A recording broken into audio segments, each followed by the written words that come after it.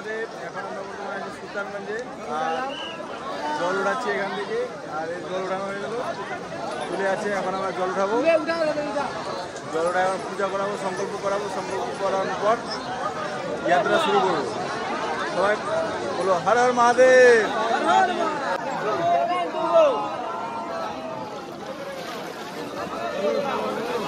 বলবা। তো এখানে আমাদের সংকল্প হয়ে গেল, সবার পূজা কমপ্লিট। এখন জলটাকে সুন্দরভাবে করা হচ্ছে, প্যাকিং করা হচ্ছে। তারপর কামার যাত্রা শুরু হবে আমাদের। আমি পিঠিয়া নিয়েছি, এটা আমার, দেখতে পাচ্ছি। আর অনেকে কামড় নিয়েছে, অনেকে পিঠিয়া নিয়েছে।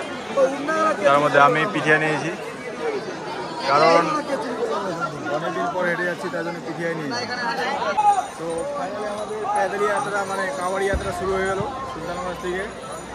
আর এখন 110 কিলোমিটার আমাদেরকে কামাড়ি যাত্রা মানে প্যাদল যাত্রা করতে হবে। আমি পিঠিয়া নিয়েছি, মানে আমি পিঠু বম, কামার যাত্রা বলা ভুল, আমার যাত্রা হবে কিন্তু পিঠু বম।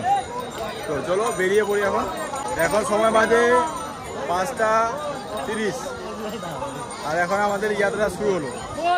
বলবাম বলবাম বলবাম বলবাম।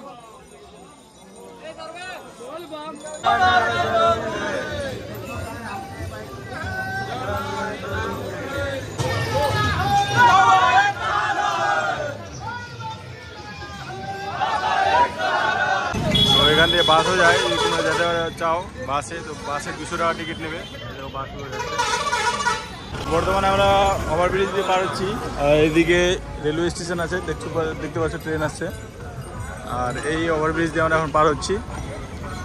আর এখান থেকে গাড়িও পাওয়া যায়, তোমরা যদি কেউ গাড়িতে যেতে চাও তো অবশ্যই যেতে পারো।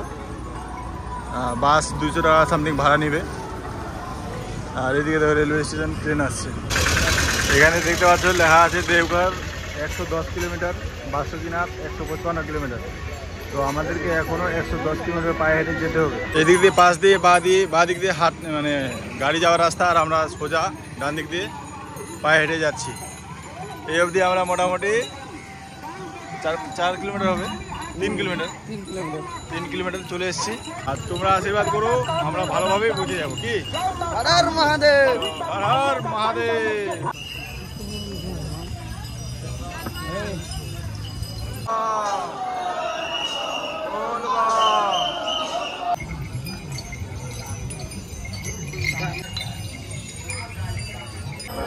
এগুলোতে একটু সাবধান। এই যে হাতে নিয়ে আছে, বলবে খাও খাও খাও, খাই নিলে কিন্তু 10 টাকা করে আবার পরে যাবে। এটা কিন্তু ফ্রি না, এটা হাতে নিয়ে কিন্তু ঘুরে, এটা কিন্তু ফ্রি না, এটা মনে রাখবে। এই স্ক্যাম থেকে কিন্তু বাঁচবে। ওরা যদি টাকা নেওয়ার ইচ্ছা হয় তো বলুক আগে যে 10 টাকা করে। প্রথমে বলবে খান বম খাম, পরে বলবে যে 10 টাকা করে লাগবে। তো এখন বর্তমানে তারাপুর থেকে 10 কিলোমিটার পিছনে আছি। আর সকাল থেকে মোটামুটি 11 কিলোমিটার হেঁটে নিয়েছি। আর মাঝখানে এক জায়গায় দাঁড়াইছিলাম, সেটা জায়গাটার নাম মনে আছে, নারদপুর পার করে দাঁড়াইছিলাম। ঘন্টাখানিকের মতো রেস্ট নিয়েছিলাম। আর এখন 9টা বাজে। আর সকাল ভোর 5:30টার সময় রওনা দিয়েছিলাম। মোটামুটি 10-12 কিলোমিটার হেঁটেছি। এখনও অবধি সেরকম অসুবিধা হয়নি। সামনে কি হবে যায় না, এখন অবধি বিন্দাস। বাবার আশীর্বাদ আছে আর তোমাদের আশীর্বাদ আছে। হর হর মহাদেব। এখানে দেখাচ্ছে বাবাধাম 85 কিলোমিটার দেখাচ্ছে, কিন্তু এর থেকে বেশি আছে নিশ্চয়ই।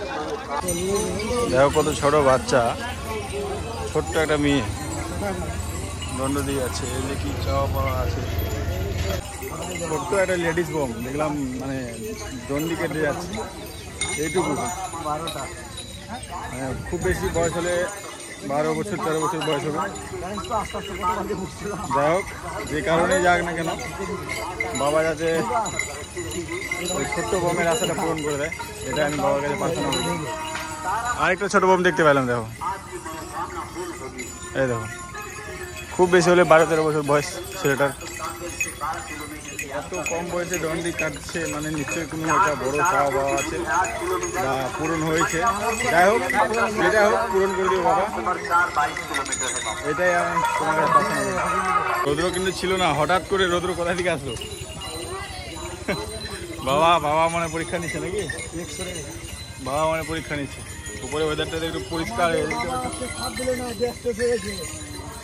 প্রচুর পরিমাণে এখন আর কি রৌদ্র দিচ্ছে। যাই হোক, হার মানা যাবে না, যাবই। এটা কিন্তু টোটালি ইনলিগাল। দেখো, টোটালি ইনলিগাল। কি করে পুলিশ প্রশাসন থাকতেও এরকম দেখাতে পারে? এটা কিন্তু টোটালি ইনলিগাল, সাফ করে দেখানো, টোটালি ইনলিগাল। তাও পুলিশ প্রশাসনের সামনে এগুলো হচ্ছে, কিছু করার নাই। এইদিকে রৌদ্র, একটু গাছের কাছে গেলেই ছাওয়া পাওয়া যায়, একটু আরাম লাগে। তাছাড়া যা রৌদ্র দেখতে পাচ্ছি, আমাদের সুনীল বম পুরা ঘেমে গিয়েছে। দেখো,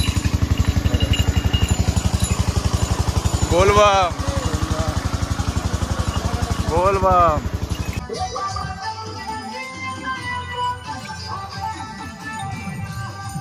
তো বর্তমানে আমরা আসরগঞ্জ পার করছি। আর এখান থেকে তারাপুর মোটামুটি 5 থেকে 6 কিলোমিটার আছে। যেতে মোটামুটি 1 ঘন্টা থেকে 2 ঘন্টা লাগতে পারে, তাই না? 1-2 ঘন্টা লাগবে। আর এটা হলো পিছনে আমাদের আসরগঞ্জ এখন ক্রস করছি। ঘন্টা লাগবে না, ঘুমিয়ে সারা রাত ঘুমায়নি। বর্তমানে আছে এখন লক্ষণপুরে। আর এখান থেকে তারাপুর আছে 4.5 কিলোমিটার। এখনও মোটামুটি 1 ঘন্টা লাগবে যেতে বলছি। দেখা যাক কতক্ষণ লাগে। আর আমাদের আরও টিম পিছনে আছে, সব বোম পিছায় গেছে। চলো তারাপুরের দিকে এগিয়ে যায় নাকি?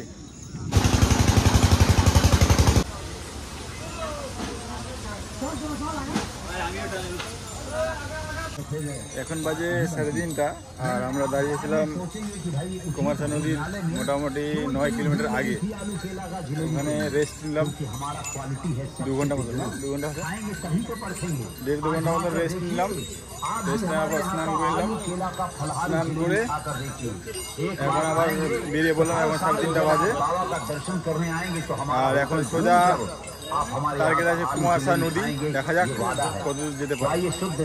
এখান থেকে कुमारसा नदी 9 किलोमीटर तो 10 किलोमीटर बिना स्टॉप के चलते चले जाइएगा।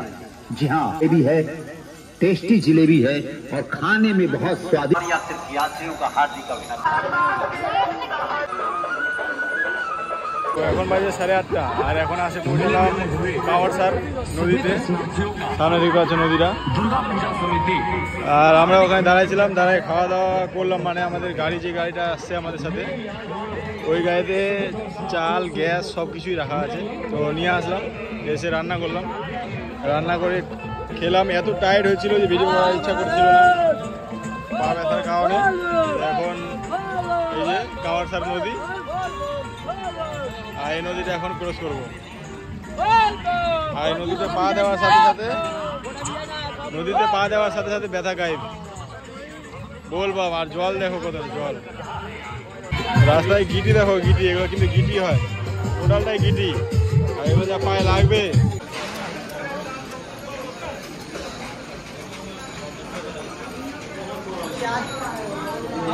এটা ধর্মশালা হয়। এই ধর্মশালা, ওই নদীটা পার করার পরে ধর্মশালাতে আসলাম। দেখতে পাচ্ছ ধর্মশালাতে ঘুমানোর ব্যবস্থা আছে। প্রচুর কামড়িয়া এখানে কিন্তু শুয়ে আছে, দেখতে পাচ্ছ। দেখো, খাওয়া দাওয়ার ব্যবস্থা সব কিছুই আছে। আর যদিও আমরা এখানে এখন দাঁড়াবো না, আমাদেরকে আরও আগে যেতে হবে। আর এখানে কিন্তু প্রচুর কামড়িয়া আছে। রাত এখানেই থাকবে, সকাল সকাল বাড়াবে।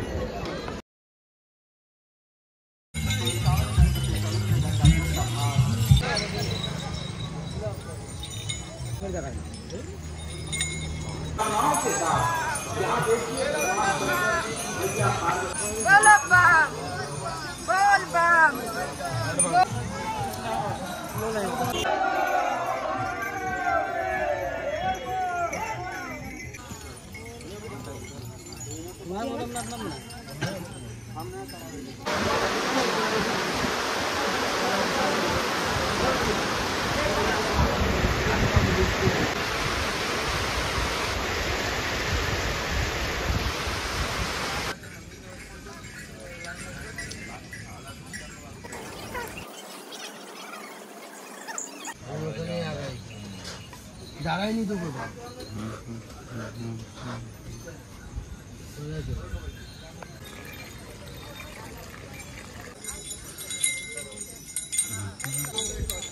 তো সবাইকে গুড মর্নিং, হর হর মহাদেব। এখন আমরা বর্তমানে গড়িয়ারি থেকে 4 কিলোমিটার আগে আছি। আর এখানে আমরা শুয়েছিলাম এক জায়গায়, হোটেলটা দোকান করে। আর এখন আমরা আবার রওনা দিলাম। এখন যাবো সোজা গড়িয়ারিতে গিয়ে দাঁড়াবো। এখান থেকে গড়িয়ারি মাত্র 4 কিলোমিটার আছে। চলো। আর আজকে হচ্ছে শনিবার, কালকে পুরোপুরি বৃষ্টি পড়ছিল, তার জন্য একটুকু ভিডিও করা হয়নি। আজকের থেকে কন্টিনিউ থাকবে। আর কালকেই আমরা বাবাধাম ঢুকে যেতাম।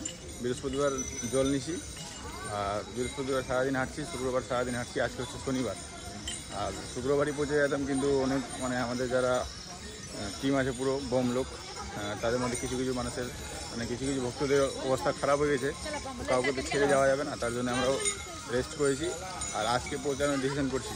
আর বাবাধামে এখান থেকে মাত্র 25 কিলোমিটার দূরে আছে। এই দেখো আমাদের টিমগুলো।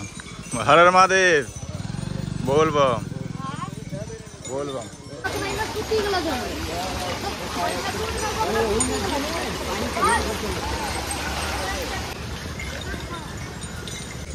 তো আমরা 2 দিন হাঁটলাম, 2 দিনে মোটামুটি 90 কিলোমিটার হাঁটছি। আর কেমন এখন শরীর ঠিক আছে কিনা?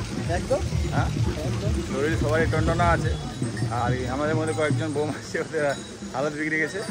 তো ওদের জন্যেই আমরাও ওদেরকে নিয়েই যাচ্ছি, কারণ ছেড়ে গেলে তো আমরা কালকে চলে যেতাম। কি ছেড়ে হ্যাঁ ছেড়ে গেলে আমরা কালকে চলে সবাই পৌঁছে যেতাম।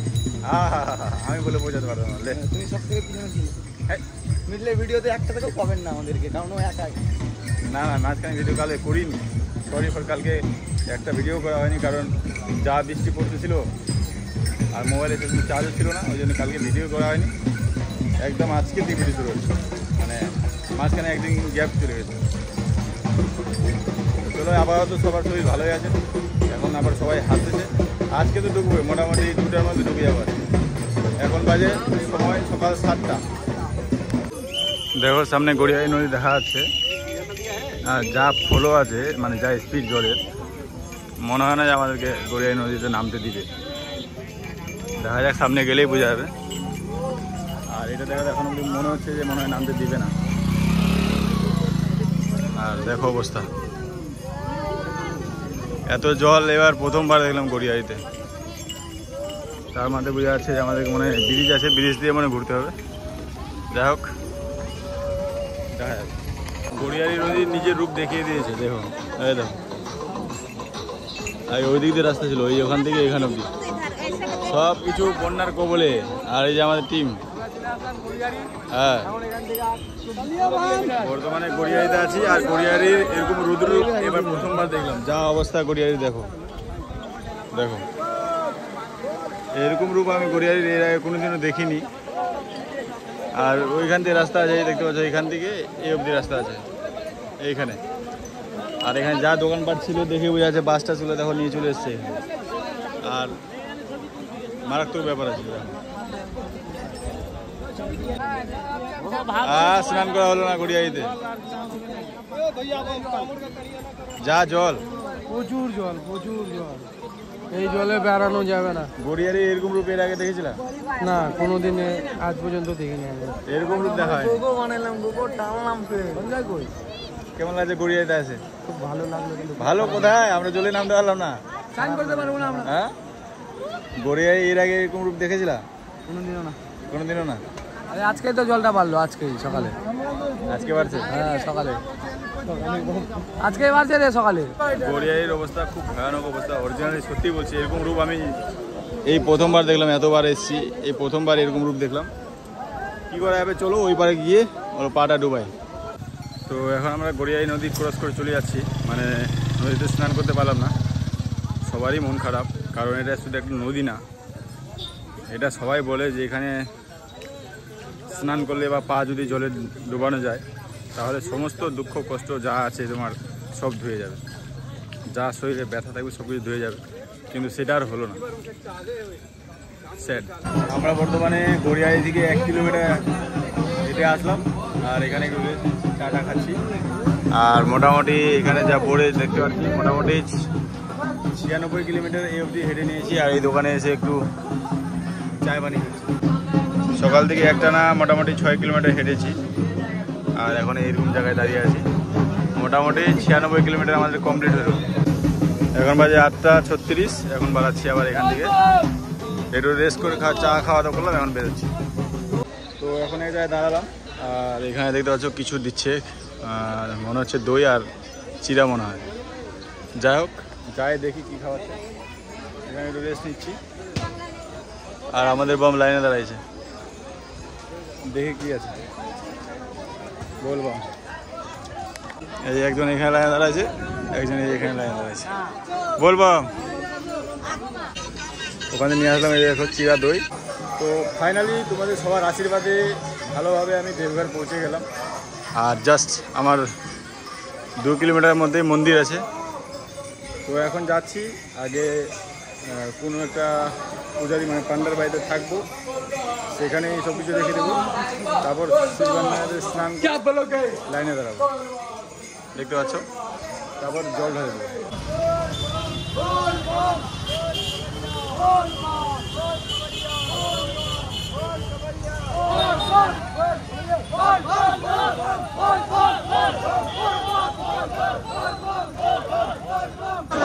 ফাইনালি জল ঢালে দিলাম বাবার মাথায়।